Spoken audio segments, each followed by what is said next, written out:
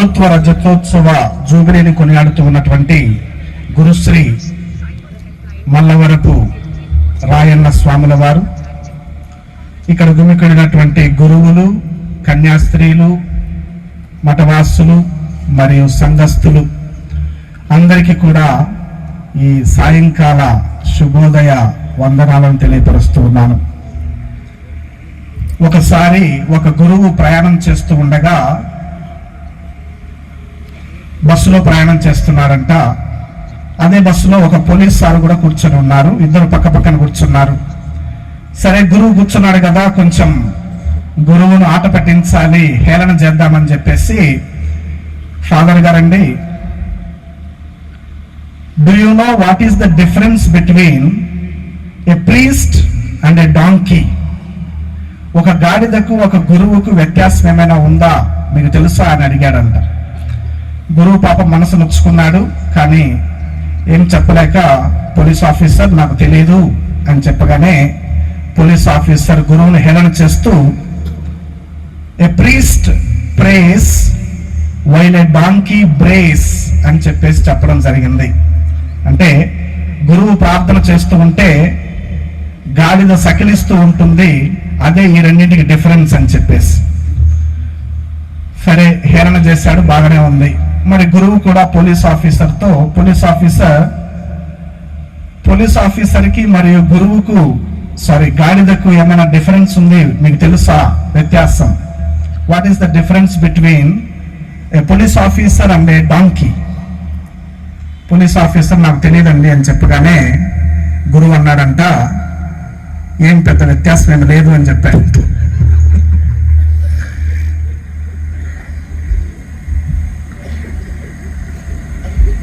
Domini nostri Iesu Christi summi et aeterni sacerdotes.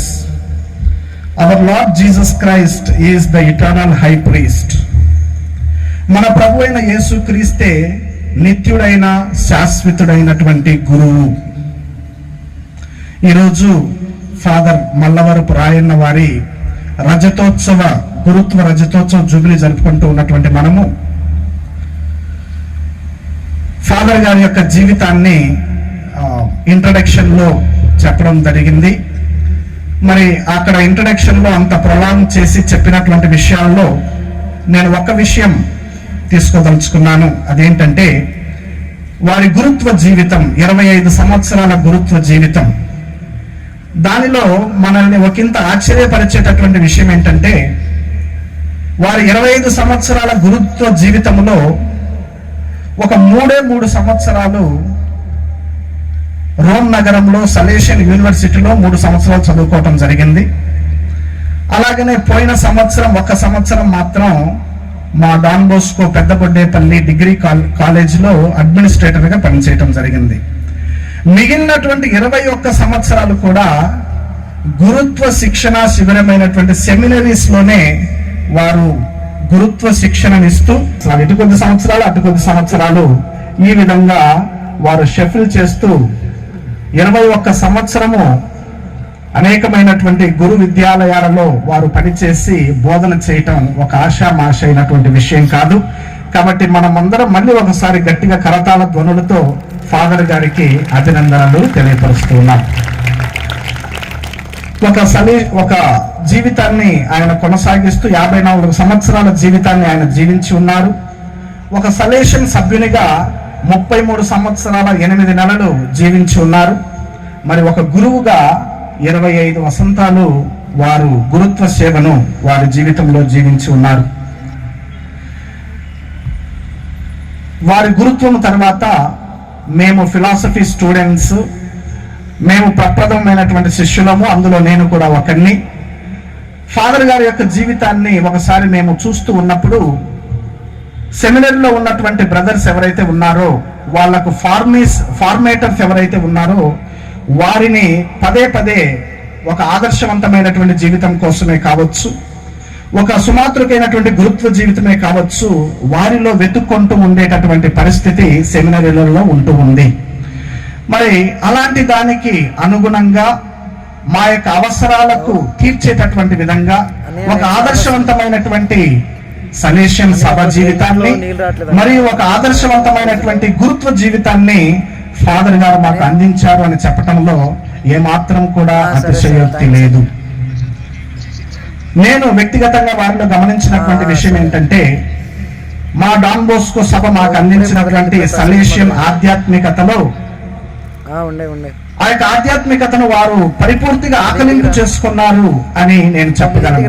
ఎందుకంటే వారి ముఖంలో ఎప్పుడు కూడా చిరునవ్వు దరహాసం చేస్తూ ఉంటుంది. అలాగనే వారికి ఇవ్వబడినటువంటి బాధ్యత, అది ఎంత చిన్న బాధ్యత అయినా సరే, ఎంత పెద్ద బాధ్యత అయినా సరే, ఒక నిండైనటువంటి అంకిత భావంతో పనిచేసేటటువంటి ఫాదర్ గా మా ముందు వారు కనిపించేటటువంటి వారు. అలాగే ఒక ఆప్టిమిజం అండ్ జాయ్, ఒక ఆశావాదకమైనటువంటి, ఒక సానుకూల దృక్పథం కలిగినటువంటి గురువుగా మాకు ఎప్పుడు కూడా ఫాదర్ గారు కనిపించేవారు. కాబట్టి వారిని మేము చూసినప్పుడల్లా ఒక సలేషియన్ జీవితం అంటే, ఒక సలేషియన్ అంటే ఈ విధంగా జీవించాలి, ఒక గురువు అంటే ఈ విధంగా జీవించాలి అనేటటువంటి ఆలోచనలు మా యొక్క సెమినరీ జీవితంలో మాకు అందించినటువంటి గొప్ప ఘనత రెవరెండ్ ఫాదర్ రాయన్న గారికి అందింది. మాకు వారు మమ్మల్ని ఏ విధంగా ఇన్ఫార్మల్ గా మాతో మాట్లాడడం కానీ, ఎప్పుడు కూడా రిక్రియేషన్ టైంలో మేము వారి చుట్టూ మోగే వాళ్ళము, ఆయన చెప్పేటటువంటి జోకులు వినేటటువంటి వారిని. వారు మాకు క్లాస్ చెప్పడానికి వచ్చినప్పుడు నాకు బాగా గుర్తుంది, ఫిలాసఫీలో థియోడసీ అనేటటువంటి సబ్జెక్ట్ మాకు చెప్పేటటువంటి వారు. ఆ ఏజ్ లో అది వినటము, దాన్ని ఆకలింపు చేసుకోవటం అంటే చాలా బోర్ కొట్టేటటువంటి అంశం. కానీ ఫాదర్ గారు ప్రతి క్లాస్ కూడా ఒక జోక్ తో మొదలు పెట్టేటటువంటి వారు. మేము ఆయన చెప్పే పాఠం కంటే కూడా ఆయన ఏం జోకులు చెప్తారో దానికోసమన్నా కొంచెం అటెంటివ్ గా వినేటటువంటి వారిని. ఇవన్నీ కూడా పక్కన పెడితే వారు మా యొక్క ఫార్మేషన్ లో చూపించినటువంటి చొరవ, ఆ యొక్క సీరియస్నెస్ అనేటటువంటిది ఈ రోజుకి కూడా మాకు గుర్తుండేటటువంటి అంశం. వారు మాకు ఆర్గనైజ్ చేసేటటువంటి కాలేజీలో ఒక ప్రిన్సిపల్ గా పనిచేశారు, ఫిలాసఫీలో ఒక అడ్మినిస్ట్రేటర్ గా పనిచేశారు, డీన్ ఆఫ్ స్టడీస్ గా పనిచేశారు, రెక్టర్ గా పనిచేశారు. ఒక ఫార్మేషన్ హౌస్ లో ఎన్ని పదవులు అయితే ఉన్నాయో, ఎన్ని బాధ్యతలు అయితే ఉన్నాయో, వారు గురుత్వ తర్పీదులో రాటుదేలినటువంటి వారు అని కూడా మనం చెప్పుకోవచ్చు. కాబట్టి అంత గొప్ప గురువు యొక్క గురుత్వ రజతోత్సవ జూబిలీ జరుపుకోవటం చాలా సంతోషకరం, ఆనందకరం. దేవునికి స్తుతులు స్తోత్రాలు చెల్లించుకోవలసినటువంటి అవసరం ఎంతైనా ఉంటూ ఉన్నది. గురుత్వ జీవితం అమెరికా రాష్ట్రానికి చెందినటువంటి బిల్లీ గ్రాహమ్స్ అనేటటువంటి అమెరికన్ ఇవాంజలిస్ట్ చాలా ప్రఖ్యాతిగాంచినటువంటి వారు. వారు కేవలం సువార్త పరిచర్యలో మాత్రమే కాకుండా అమెరికన్ రాజకీయాలలో కూడా వారు చొరవ తీసుకుని ఆ రోజులలో ఉన్నటువంటి అమెరికన్ ప్రెసిడెంట్స్ కే ఒక సలహాదారుడుగా, అడ్వైజర్ గా ఉండేటటువంటి వారు. మరి వారు ఎంతో మంది అమెరికన్ ప్రెసిడెంట్లు అయినప్పుడు వారి యొక్క స్వేరింగ్ ఇన్ సెరిమనీలో, ప్రమాణ స్వీకార సమయంలో వారు అక్కడ ఉండి అధ్యక్షత వహించి ఆ యొక్క కార్యక్రమం అంతా కూడా సజావుగా జరిగిపోయేటట్లుగా, ప్రార్థన మరియు మిగతా అంశాలన్నీ కూడా చక్కగా సాగిపోయేటట్లుగా చూసేటటువంటి ఆ యొక్క ప్రఖ్యాతిగాంచినటువంటి బాధ్యతను అమెరికన్ దేశం వారికి అప్పగించింది. దాదాపు 5 మంది ప్రెసిడెంట్లు వారి చేతుల మీదుగా ప్రమాణ స్వీకారం చేశారని కూడా చెప్పడం జరుగుతుంది. మరి అక్కడ ఉన్నటువంటి ఆ యొక్క కాంగ్రెస్ మెన్, ఆ పార్లమెంటుకు చెందినటువంటి సభ్యులందరూ కూడా, మీరు ఇంత ప్రఖ్యాతి చెందినటువంటి వారు, ఇంత గొప్పవారు, మరి మీరెందుకు అమెరికన్ ప్రెసిడెంట్ గా ఉండకూడదు, పోటీ చేయకూడదు అని చెప్పేసి వారిని అడిగారు. దానికి ఆయన సమాధానంగా ఈ విధంగా చెబుతూ ఉన్నాడు, how will I descend so low to become American president, having walked with God to now start walking with men. నేను ఒక దైవ సేవకుడిని, ఒక సువార్థికుడను, మరి మీరు నన్ను ఒక అమెరికన్ ప్రెసిడెంట్ గా మీరు ఎందుకు పోటీ చేయకూడదు, మీకు ఇంత పేరు ప్రఖ్యాతులు ఉన్నాయని చెప్పేసి నన్ను అడుగుతున్నారు. మరి నాకున్నటువంటి యొక్క ఉన్నతమైనటువంటి అంతస్తు, సువార్తను బోధించేటటువంటి అంతస్తు నుంచి నన్ను నేను అంత తగ్గించుకొని అంత అధోగతికి, అమెరికన్ ప్రెసిడెంట్ అయ్యేటటువంటి అధోగతికి నేను ఎందుకు వస్తాను, అలాంటి అవకాశాన్ని నేను పరిపూర్తిగా త్రోసిపుచ్చుతూ ఉన్నాను అనేటటువంటి మాటను ఆయన అందిస్తూ ఉన్నారు. ప్రియ సహోదరి సహోదరులారా, గురుత్వం యొక్క ఘనత, సువార్త పరిచర్య యొక్క ఘనత అంత గొప్పగా ఉంటూ ఉన్నది అని చెప్పేసి మనం తెలుసుకోవాలి. 1990 సంవత్సరంలో రష్యా దేశాన్ని పరిపాలిస్తూ ఉన్నటువంటి నాయకుడు గోర్బచేవ్ అనేటటువంటి వ్యక్తి మదర్ తెరెసా గారు మిషనరీస్ ఆఫ్ చారిటీ వారు చేస్తున్నటువంటి సేవలను గమనించి రష్యా దేశం అనేటువంటి మా దేశంలో కూడా మదర్ తెరెసా గారి సేవలు అందాలి అని చెప్పేసి మదర్ గారికి ఒక లేఖ రాశారు. ఎందుకని మీరు కూడా మా దేశంలోకి రావచ్చు కదా, మా దేశంలో కూడా మీ యొక్క సేవలను చేయవచ్చు కదా అని చెప్పి అడిగినప్పుడు మదర్ తెరెసా గారు ప్రత్యుత్తర ఉత్తరం రాస్తూ ఉన్నారు. ఏమని చెబుతూ ఉన్నారంటే, ఇదిగో రష్యా దేశం అనేటటువంటిది కమ్యూనిస్ట్ దేశం, అక్కడ మత స్వేచ్ఛ అనేటటువంటిది లేదు. మేము యేసు ప్రభువు నమ్ముకున్నటువంటి వారిని, యేసు ప్రభువు చేత అనుదినము కూడా పోషింపబడేటటువంటి వారిని. కాబట్టి మేము అక్కడికి వచ్చి పని చేయాలంటే మీరు మొట్టమొదటిగా ఒకటి చేయాలి. అదేంటంటే, మాకు సహాయం చేయటానికి గురువులు మీ యొక్క దేశంలోనికి రావటానికి మీరు మొట్టమొదటిగా అనుమతి ఇవ్వండి. దాని తర్వాత మేము తప్పనిసరిగా మీ దేశానికి వచ్చి సేవలు అందిస్తాము అని చెప్పేసి ప్రత్యుత్తర లేఖ మదర్ తెరెసా గారు రాస్తూ ఉన్నారు. యేసు ప్రభు మాకు కావాలి, యేసు ప్రభు మాకు కావాలంటే దివ్య ప్రసాదం మాకు ఉండాలి, దివ్య ప్రసాదం మాకు ఉండాలంటే ఒక గురువు తప్పనిసరిగా ఉండాలి. కాబట్టి ఆ యొక్క గురువు మాకు అందించేటటువంటి పరిస్థితి నెలకొన్నట్లయితే మేము తప్పకుండా ఎక్కడికైనా వెళ్ళి సేవ చేయటానికి సిద్ధం, ఏ దేశంలోనైనా కూడా సేవ చేయటానికి సిద్ధం అని చెప్పేసి గురువు యొక్క ఆవశ్యకతను ప్రియ సహోదరి సహోదరులారా మదర్ తెరెసా గారు చాలా చక్కగా తెలియపరిచి ఉన్నారు. కథోలిక గురుత్వం యొక్క గొప్పతనం మనం ఎంతగానైనా చెప్పుకోవచ్చు. ఆ యొక్క గొప్పతనం ఎక్కడ ఇమిడి ఉన్నది అని చెప్పేసి మీరు నన్ను అడిగినట్లయితే ఒకటే ఒక సమాధానం నేను ఇవ్వగలను. ఆ యొక్క గురుత్వం క్రీస్తు నుండి ఆ యొక్క పిలుపును పొందుకుంటూ ఉన్నాం కాబట్టి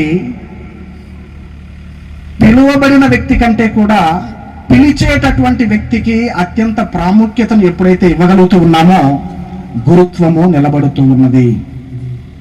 పిలువబడిన వ్యక్తి కంటే కూడా పిలిచినటువంటి వ్యక్తికి ప్రాముఖ్యతను ఇవ్వగలగటం. హెబ్రీయులకు రాయబడిన పత్రిక 5వ అధ్యాయం 1వ వచనములో ప్రతి ప్రధాన యాజకుడు కూడా ప్రజల మధ్య నుంచే పిలుచుకోబడుతూ ఉన్నాడు. అలాగనే 5వ అధ్యాయం 5వ వచనములో దేవుని పిలుపు వలన మాత్రమే ఆ యొక్క యాజకత్వం ప్రజలకు లభిస్తూ ఉన్నది. కాబట్టి ఇది ఏ ఒక వ్యక్తి యొక్క శక్తి కాదు, టాలెంట్స్ కాదు, ఆ వ్యక్తిలో ఉన్నటువంటి జ్ఞానము కాదు, ఆ వ్యక్తిలో ఉన్నటువంటి ఇతర అద్భుతమైనటువంటి శక్తులు కానే కాదు. కేవలము పిలువబడినటువంటి యేసు ప్రభు యొక్క ఘనత, ఆయన యొక్క గొప్పతనం ఎప్పుడైతే ప్రతి గురువు గుర్తిస్తాడో అప్పుడే ఆ యొక్క గురుత్వం యొక్క విలువ నిలబడుతూ ఉన్నది అని చెప్పేసి మనం గమనించగలం. రోమీయులకు రాయబడిన పత్రిక 8వ అధ్యాయం 30వ వచనములో దేవుడు తాను ఏర్పరచుకున్నటువంటి వారిని ఆయన పిలుచుకుంటూ ఉన్నాడు. పిలుచుకున్నటువంటి వారిని ఆయన నీతిమంతులుగా చేస్తూ ఉన్నాడు. ఇక నీతిమంతులుగా చేసినటువంటి వారికి తన మహిమలో పాలు పంచి తన మహిమలో పాలును అందజేస్తూ ఉన్నాడు అనేటటువంటి మాటను పౌలుడు మనకు అందజేస్తూ ఉన్నారు. గురువులను సామాన్యమైనటువంటి కుటుంబాల నుంచి దేవుడు ప్రత్యేకంగా పిలుచుకుంటూ ఉన్నారు. పిలుచుకున్నటువంటి వారిని దేవుడే నీతిమంతులుగా చేస్తూ ఉన్నాడు. ఎన్నో సంవత్సరాల గురుత్వ తర్పీదు దేవుడే స్వయంగా వారి నీతిమంతులుగా చేసుకుంటూ ఉన్నాడు. మరి నీతిమంతులుగా చేసినటువంటి వారికి తన మహిమలో పాలు పంచి ఇస్తూ ఉన్నాడు. గురువుకున్నటువంటి గొప్పతనము, ఆవశ్యకత స్వయంగా దేవుడే ఏర్పాటు చేస్తూ ఉన్నాడు. కానీ ఇది ఏ వ్యక్తి కూడా స్వతహాగా తను సంపాదించుకున్నటువంటిది కాదు, తన సొంత శక్తియుక్తులతో తెచ్చుకున్నటువంటిది కానే కాదు. కాబట్టి ప్రతి గురువు కూడా ఈ యొక్క సత్యాన్ని గమనించి తనను పిలుచుకున్నటువంటి దేవునికి ఎల్లప్పుడూ కృతజ్ఞతలు, స్తోత్రాలు, వందనాలు తెలియపరుచుకుంటూ ఆయనకు విశ్వసనీయంగా జీవించిన నాళ్ళు కూడా గురుత్వం సజావుగా సాగిపోతూ ఉన్నది. మరి ఈ 25 సంవత్సరాల సుదీర్ఘమైనటువంటి గురుత్వ జీవితం ఫాదర్ మల్లవరపు రాయన్న గారు ఒక మైలురాయిని చేరుకుని ఉండగా వారు ఇంకా ఎక్కువగా వారి జీవితంలో ఆయన పిలిచినటువంటి ఆ యేసు ప్రభువుని ఇంకా ఎక్కువగా గుర్తిస్తూ ఇంకా ఎక్కువగా ఆయనకు ప్రీతికరంగా జీవించేలాగున ఇక్కడ కూర్చున్నటువంటి మేము గురువులము, అలాగే ఇక్కడ ఉన్నటువంటి ప్రజలందరూ కూడా ప్రార్థన చేస్తూ గురుత్వాన్ని ఇంకా పెంపొందించుకోవాలి అని చెప్పేసి ఈనాటి సందర్భం మనకు గుర్తు చేస్తూ ఉన్నది. పాత నిబంధన లేవి కాండము 25వ అధ్యాయము జూబిలీ సంవత్సరాన్ని ఏ విధంగా కొనియాడాలి అని చెప్పేసి గ్రంథకర్త ఒక 4 విధాలైనటువంటి ముఖ్యమైనటువంటి పనులు అక్కడ తెలియపరచడం జరుగుతూ ఉంది. జూబిలీ పండుగ జరుపుకునేటటువంటి వారు మొట్టమొదటిగా చేయాల్సింది పంట భూమికి విశ్రాంతిని కలగజేయాలి. అంటే మీరు సాగు చేయడానికి ఎలాంటి ప్రయత్నం చేయొద్దు, దానికి విశ్రాంతినివ్వండి. దానంతటా ఏదైనా పండినట్లయితే అక్కడ ఉన్నటువంటి పేదవారు, అనాథలు, బానిసలు ఆ యొక్క పంట పండినటువంటి దాని నుంచి వారు తీసుకుంటారు. మీరు దానికై ఆశింపకుండా మీరు జీవించాలి. ఇక రెండవదిగా బానిసలకు విడుదలను దయచేయాలి. మూడవదిగా అప్పులు క్షమించాలి, అంటే రుణమాఫీ చేయాలి. ఇక నాలుగవదిగా తీసుకున్నటువంటి ఆస్తులను తిరిగి ఇచ్చివేయాలి. ఈ విధంగా ప్రియ సహోదరి సహోదరులరా 4 విధాలైనటువంటి ముఖ్యమైనటువంటి పనులను జూబిలీ జరుపుకునేటటువంటి వారు చేయాలి అని చెప్పేసి వాక్యం మనకు సెలవిస్తూ ఉంది. మరి నాకు తెలిసి రాయన్న ఫాదర్ గారికి ఎలాంటి అప్పులు లేవు తీర్చడానికి, అలాగే ఫాదర్ గారి కింద ఎలాంటి బానిసలు కూడా లేరు. తీసుకున్న ఆస్తులను తిరిగి ఇచ్చేటటువంటి పరిస్థితి బహుశా ఫాదర్ గారికి లేదు. అలాగనే వారు ఏ భూమి కూడా సాగు చేయటం లేదు, ఎక్సెప్ట్ ఇక్కడ ఉన్నటువంటి ఈ సెమినర్లో ఉన్నటువంటి భూమి తప్ప. ఈ 4 అంశాలను ఎందుకు లేవియా గ్రంథకర్త అక్కడ రాయటం జరిగింది? ఈ 4 అంశాల వెనుక దాగి ఉన్నటువంటి మర్మం ఏమిటి అని చెప్పేసి ఆలోచన చేస్తే ప్రియ సహోదరి సహోదరుల 2 విషయాలు మనకు గోచరిస్తాయి. ఈ 4 పనులు చేయటం ద్వారా మొట్టమొదటిగా దేవునికి కృతజ్ఞతలు మనం చెల్లిస్తూ ఉన్నాము ఈ 4 పనులు చేయటం ద్వారా. ఇక రెండవదిగా మనం ఇప్పటి వరకు జీవించినటువంటి జీవితము, దేవుడు మనకు అప్పచెప్పినటువంటి బాధ్యతను, ఆ యొక్క బాధ్యతకు మనల్ని మనం పునరంకితం చేసుకోవాలి.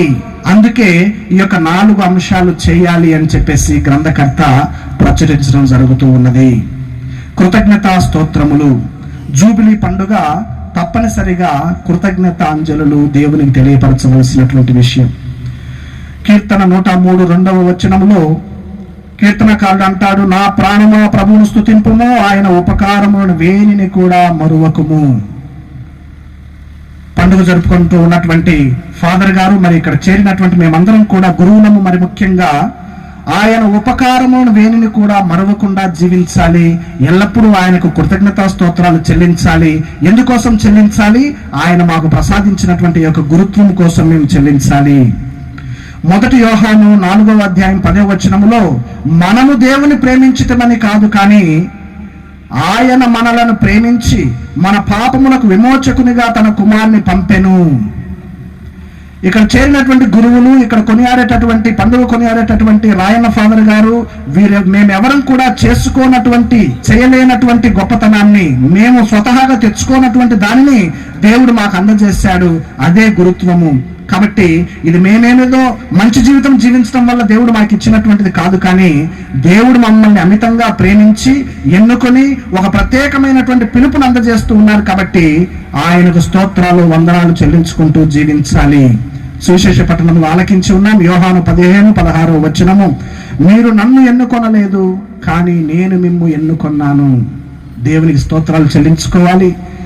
మేమెవరం కూడా మమ్మల్ని మేము ఎన్నుకొనలేదు, మేమెవరం కూడా యేసు ప్రభువుని అడగలేదు, కానీ ఆయనే మమ్మల్ని ఎన్నుకొని ఉన్నారు. ఆయనే మాకు కావలసినటువంటి సర్వాన్ని కూడా దయచేస్తూ ఉన్నారు. మార్కు సువార్త 3వ అధ్యాయం 15వ వచనములో పిదప ఆయన పర్వతం పైకెక్కి తాను కోరుకొనిన వారిని పిలువగా వారు ఆయన యొద్దకు వచ్చిరి.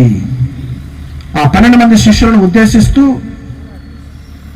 యేసు ప్రభు ఎవరినైతే కోరుకున్నారో వారిని ఆయన పిలుచుకున్నారు అనేటటువంటి మాట ఉపోద్ఘాతంలో మనకు చదివారు. రాయన్న ఫాదర్ గారికి 4 అక్కలు, 1 అన్నయ్య. ఆయన 6వ వారు వాళ్ళ ఇంట్లో. మరి వారిలో ఒకరిని సిస్టర్గా దేవుడు ఎన్నుకొని ఉన్నారు. అలాగనే రాయన్న ఫాదర్ని గురుత్వానికి ఎన్నుకొని ఉన్నారు. ఆయన కొంతమందిని మాత్రమే పిలుచుకుంటూ ఉన్నాడు. వారి కుటుంబంలో ఉన్నటువంటి వారిని క్రైస్తవ జీవితానికి పిలుచుకున్నాడే కానీ గురుత్వ జీవితానికి కానీ మఠవాస జీవితానికి కానీ దేవుడు మిగతా వారిని పిలుచుకోవటం లేదు. కాబట్టి ప్రత్యేకమైనటువంటి దేవుని ఎన్నిక ఫాదర్ గారిపై ఉన్నది, గురువులందరిపై ఉన్నది. కాబట్టి దేవునికి ప్రత్యేకంగా కృతజ్ఞతలు వందనాలు తెలియపరచుకోవాలి. మొదటి పట్టణంలో ఆలకించాం. ఇర్మియా 1:5 నిన్ను మాతృగర్భమును రూపొందించక మునిపే నేను నిన్ను ఎన్నుకొంటిని, నీవు పుట్టక మునిపే నిన్ను పవిత్రపరచితిని, నిన్ను జాతులకు ప్రవక్తగా నియమించితిని. మళ్ళీ ఒకసారి మానవ ప్రమేయం ఏమాత్రం కూడా లేకుండా అంతా కూడా దైవ ప్రమేయమే, అంతా దేవుడే కలగజేశాడు అనేటటువంటి రీతిలో ప్రియ సహోదరి సహోదరులారా, గురుత్వం అనేటటువంటిది స్వయంగా దేవుడే ఏర్పాటు చేస్తూ ఉన్నాడు. ఆయనకు కావలసినటువంటి వారిని స్వయంగా ఆయనే పిలుచుకుంటూ ఉన్నారు. కాబట్టి ఇక దేవునికి కృతజ్ఞతలు వందనాలు తెలియపరచుకోవాలి. మరి ముఖ్యంగా ఈ యొక్క 25 వసంతాల గురుత్వ జీవితానికి రాయన్న ఫాదర్ గారితో పాటి మనమందరం కూడా దేవునికి కృతజ్ఞత వందనాలు తెలియపరచుకుంటూ ఈ యొక్క గురుత్వాన్ని ఇంకా మున్ముందుకు తీసుకుని వెళ్ళాలి అని చెప్పేసి ప్రార్థన చేయాలి. ఇక రెండవదిగా పునరంకిత జీవితము. ఇప్పటి వరకు దేవుడిచ్చినటువంటి యొక్క 25 సంవత్సరాలు, ఇంకా రానున్నటువంటి 25 సంవత్సరాలు, 50 సంవత్సరాలు దేవునికి ఇంకా పునరంకితము చేసుకుంటూ నా యొక్క విశ్వసనీయతను ఇంకా పునరుచ్చరణ చేసుకుంటూ పునఃప్రారంభం చేసుకుంటూ ఆ యొక్క ప్రభు సాన్నిధ్యంలోనికి మనం వెళ్ళాలి అనేటటువంటిది యొక్క జూబిలీ మనకు చెప్పకనే చెబుతూ ఉన్నది. ఆల్ ఆర్ నథింగ్ అనేటటువంటి ఒక వీడియో యూట్యూబ్లో వైరల్ అవుతూ ఉన్నది. All or nothing. ఇది ఒక చిన్న బయోగ్రఫీ అని కూడా, ఒక పుస్తకం లాగా కూడా ఏర్పడినది. దానినే ఒక డాక్యుమెంటరీ ఫిల్మ్ గా కూడా చేయటం జరుగుతుంది. మరి ఇది ఎవరి గురించి, ఈ యొక్క బయోగ్రఫీ, ఆ సినిమా మరియు ఆ పుస్తకం ఎవరి గురించి రాయబడినది అంటే, ఒక యవ్వన వయసులో ఉన్నటువంటి ఒక సిస్టర్ క్లేర్ క్రోకెట్ అనేటటువంటి వ్యక్తి గురించి ఆ యొక్క సినిమా తీయబడుతూ ఉన్నది. ఏంటి ఆమెలో ఉన్నటువంటి గొప్పతనం? ఐర్లాండ్ దేశానికి చెందినటువంటి స్త్రీ ఒక సంపన్నవంతమైనటువంటి కుటుంబంలో జన్మించింది. యవ్వన వయసులో ఉన్నది. తనకు లేదు అనేటటువంటిది లేదు. కావలసినంత స్వేచ్ఛ ఉంది, కావలసినంత డబ్బు ఉంది, కావలసినటువంటి పేరు ప్రఖ్యాతులు ఉన్నాయి. అలాగనే దేవుని చేత ఎన్నో నైపుణ్యాలను, టాలెంట్స్ ఆమె పొందింది. మంచిగా పాడగలదు, మంచిగా డాన్స్ చేయగలదు, మంచిగా యాక్టింగ్ చేయగలదు. అలాగనే సినిమాలలో కూడా రాణించాలి, నేను ఒక హాలీవుడ్ యాక్ట్రెస్ అవ్వాలి అనేటటువంటి ఆలోచన ఆ యొక్క యువతిలో ఉంటూ ఉండేది. మరి డబ్బుతో వచ్చినటువంటి మిగిలినటువంటి ఇతర బానిస జీవితాలు, ఇతర చెడు జీవితాలకు కూడా ఆమె పూనుకుంటూ ఉంది. స్మోకింగ్ చేయటము, డ్రింకింగ్ చేయటము, డ్రగ్స్ తీసుకోవటము, అలాగనే ఒక స్వేచ్ఛవంతమైనటువంటి విలాసవంతమైనటువంటి సమాజం అంగీకరించేటటువంటి అన్ని పనులు కూడా ఆమె చేస్తూ వచ్చింది. ఒకరోజు గుడ్ ఫ్రైడే కథోలికులుగా దేవాలయానికి వెళ్ళటం జరిగింది. గుడ్ ఫ్రైడే రోజున వెనరేషన్ ఆఫ్ ద క్రాస్, శిలువ ఆరాధన జరుగుతూ ఉన్నది. అందరితో పాటు ఆమె కూడా లైన్లో నిలబడి శిలువను ముద్దు పెట్టుకోవడానికి దగ్గరకు వస్తూ ఉంది. ఆమెలో ఒక విధమైనటువంటి మదనం, ఒక విధమైనటువంటి ఆందోళన, ఆవేదన కొనసాగుతూ ఉన్నది. అదేమిటి అనగా, he died for me, what can I give to him in return? ఆయన నా కోసం మరణించాడు, నేను ఆయన కోసం ఏమి ఇవ్వగలను? ఈ ఒక్క ఆలోచన ప్రియ సహోదరి సహోదరులారా ఆమె జీవితంలో ఒక యూటర్న్ తీసుకునేటట్లుగా చేస్తూ ఉన్నది. పాత జీవితాన్ని, పాపపు జీవితాన్ని అంతా కూడా పక్కన పెట్టేసి కేవలము ఆయన కోసమే నేను జీవించాలి అని చెప్పేసి ఒక మఠవాస జీవితంలోనికి, ఒక మట్ట కన్యకగా servant sisters of the house of the mother అనేటటువంటి కాంగ్రిగేషన్ లో ఆమె ప్రవేశిస్తూ ఉంది. ఆమెకి ఎన్ని టాలెంట్స్ అయితే ఉన్నాయో అన్నింటిని కూడా దేవుని సేవ కోసం వినియోగించడం జరుగుతూ ఉంది. ఆ చివరిలో ఈక్వెడార్ అనేటటువంటి దేశంలో భూకంపం వచ్చినప్పుడు ఆమె దురదృష్టవశాత్తు 33 సంవత్సరాల వయసులోనే ఆమె మరణించడం జరుగుతూ ఉంది. ఆమె జీవితం యొక్క ముఖ్య ఉద్దేశాన్ని ఒక టైటిల్ గా పెట్టి వాళ్ళు ఆల్ ఆర్ నథింగ్. సర్వస్వము దేవుని కోసమే, లేకపోతే దేవునికి శూన్యమే అనేటటువంటి విధంగా ఒక టైటిల్తో ఆ సిస్టర్ గారి గురించి ఒక పుస్తకం రాయటము, తర్వాత దాని గురించి ఒక సినిమా కూడా తీయటం జరుగుతూ ఉన్నది. నేడు కథోలిక తిరుసభలో క్యాననైజేషన్ అవటానికి ప్రాసెస్లో ఆ సిస్టర్ గారి పేరు కూడా ఉంటూ ఉన్నది. ప్రియ సహోదరి సహోదరులారా, గురుత్వ జీవితము ఆల్ ఆర్ నథింగ్.